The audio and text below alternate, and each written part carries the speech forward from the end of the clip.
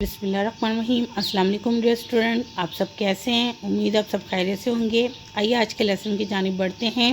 Class کل ہم نے سبق نمبر 3 حج اور اس کی عالمگیریت کو پڑھا تھا، جس میں ہم نے مناسک حج اور حج ایک عظیم عبادت پڑھا تھا۔ آج ہم پڑھیں گے باب سوئم سیرت طیبہ حضرت محمد صلی اللہ علیہ وسلم کا سبق نمبر 1 خلق عظیم۔ کلاس سیرت کے معنی طریقے، طرز زندگی گزارنے کے اسلوب کے ہیں، اور طیبہ کا معنی پاکیزہ کے ہیں۔ اب اس پورے لفظ کا معنی ہوا پاکیزہ زندگی۔ اب پاکیزہ زندگی کس کی تھی؟ پاکیزہ زندگی ہمارے پیارے نبی حضرت محمد صلی اللہ علیہ وسلم کی تھی، جو اللہ تعالیٰ کے آخری نبی، اللہ کے برگزیدہ بندے، نبی اور رسول تھے۔ آپ صلی اللہ علیہ وسلم کی زندگی کامل ترین تھی، یعنی آپ صلی اللہ علیہ وسلم کی ذات میں فضائل اخلاق کے تمام اوصاف جمع تھے۔ کلاس حضرت عائشہ صدیقہ رضی اللہ عنہ سے کسی صحابی نے پوچھا کہ آپ صلی اللہ علیہ وسلم کا اخلاق کیسا تھا؟ تو آپ نے جواب دیا، کیا تم نے قرآن نہیں پڑھا؟ آپ ہمتاً قرآن تھے۔ آپ صلی اللہ علیہ وسلم کی زندگی ہمتاً قرآن ہی ہے، کیونکہ آپ صلی اللہ علیہ وسلم کا ہر وہ عمل جس کا قرآن میں حکم آیا ہے آپ نے کر کے دکھایا۔ اس لیے تو قرآن پاک میں اللہ تعالیٰ ارشاد فرماتے ہیں، لَقَدْ كَانَ لَكُمْ فِي رَسُولِ اللَّهِ أُسْوَةٌ حَسَنَةٌ۔ یہ سورہ احزاب کی آیت نمبر 21 ہے، جس کا ترجمہ ہے، تمہارے لیے رسول اللہ صلی اللہ علیہ وسلم کی زندگی بہترین نمونہ ہے۔ کلاس آپ صلی اللہ علیہ وسلم کی زندگی جو ہے تمام مسلمانوں کے لیے ہدایت کا ذریعہ ہے۔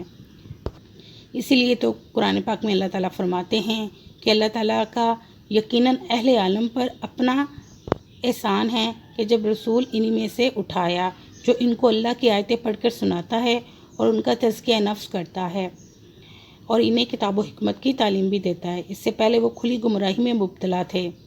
وہ اس کا مطلب ہے کہ آپ صلی اللہ علیہ وسلم کی دنیا میں آمد انسانیت پر بہت بڑا عظیم احسان ہے۔ آپ صلی اللہ علیہ وسلم کی آمد اللہ کا انعام اور احسان اس لیے بھی ہے کہ آپ صلی اللہ علیہ وسلم نے پرامن معاشرہ اور جہالت سے پاک کیا، اندھیروں سے نکال کر روشنی میں لایا، اور یہ سب کچھ 23 سال کے عرصے میں ہوا۔ تو آج ہم آپ صلی اللہ علیہ وسلم کی سیرت کا مختصر جائزہ لیتے ہیں۔ کلاس آپ صلی اللہ علیہ وسلم نے فرمایا کہ اخلاق بہتر کرنے کے لیے میں بھیجا گیا ہوں۔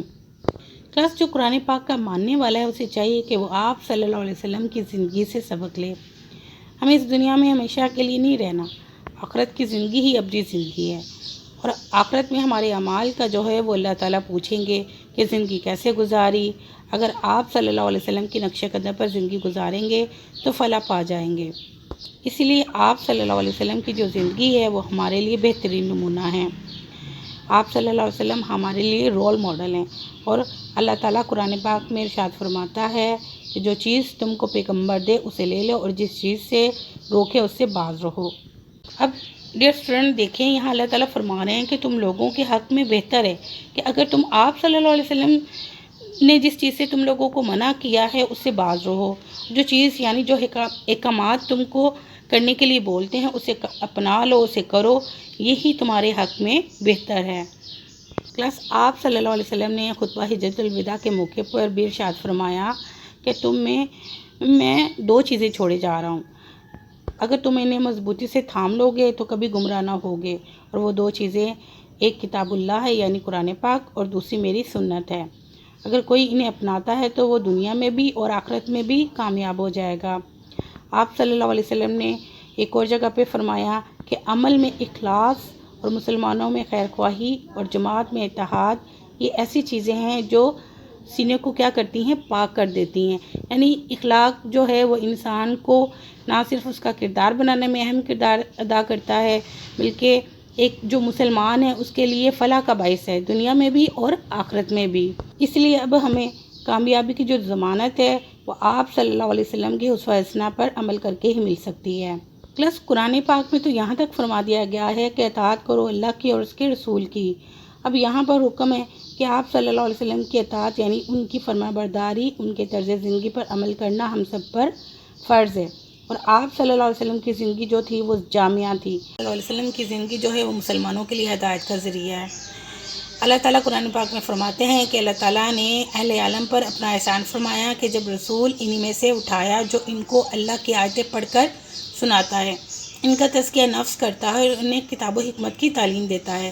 اس سے پہلے وہ کھلی گمراہی میں مبتلا تھے۔ وہ کلاس اس کا مطلب یہ ہے کہ آپ صلی اللہ علیہ وسلم کی آمد جو ہے دنیا میں انسانیت پر بہت بڑا احسان عظیم ہے، اور آپ صلی اللہ علیہ وسلم کی آمد اللہ کا انعام ہے۔ آگے دیکھیں کلاس خلق عظیم۔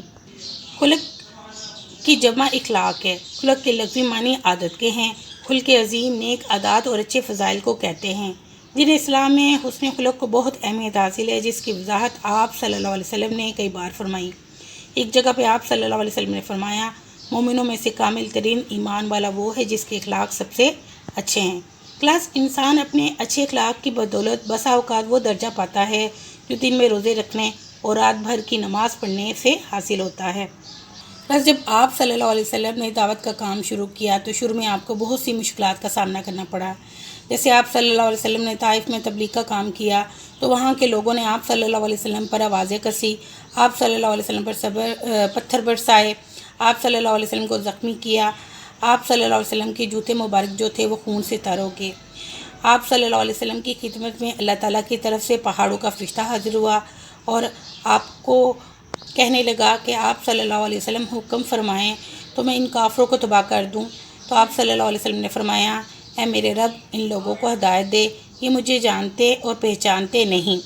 اسی لیے تو آپ صلی اللہ علیہ وسلم کے بارے میں قرآن پاک میں اللہ تعالیٰ کا فرمان ہے، وَمَا أَرْسَلْنَاكَ إِلَّا رَحْمَةً لِلْعَالَمِينَ، اور اے پیغمبر ہم نے آپ کو تمام جہانوں کے لیے رحمت بنا کے بھیجا۔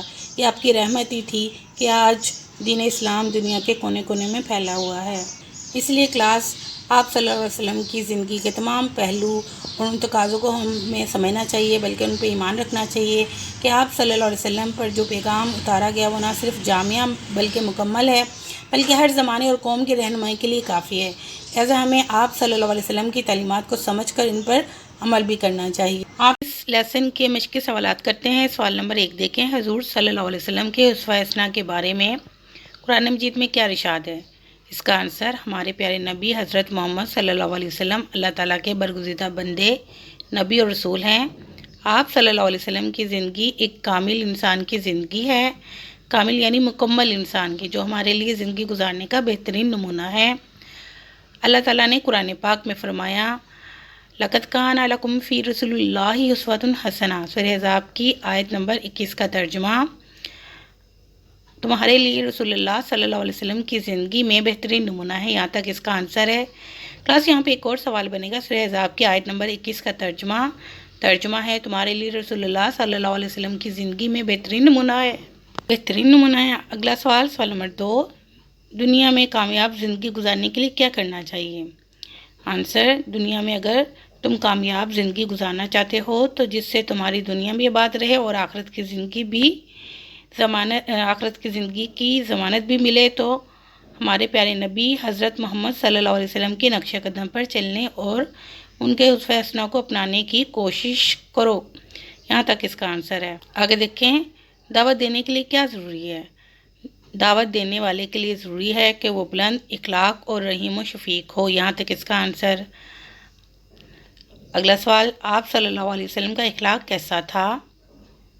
اس کا آنسر کلاس یہاں سے لگائیں۔ اللہ تعالیٰ نے حضرت محمد صلی اللہ علیہ وسلم کو نہایت رحیم و شفیق بنایا اور اس بات کی گواہی دی کہ آپ صلی اللہ علیہ وسلم اخلاق کے اعلیٰ درجے پر فائز ہیں۔ اخلاقی لحاظ سے کوئی ایسی خوبی نہ تھی جو آپ صلی اللہ علیہ وسلم میں موجود نہ ہو۔ آگے سورہ انبیاء کی آیت نمبر 107 کا ترجمہ لکھیں، وَمَا أَرْسَلْنَاكَ إِلَّا رَحْمَةً لِلْعَالَمِينَ، اور اے پیغمبر ہم نے آپ کو تمام جہانوں کے لیے رحمت بنا کر بھیجا، صلی اللہ علیہ وسلم۔ کلاس یہ مشقی سوالات کو اچھے طریقے سے یاد کیجیے گا۔ خدا حافظ۔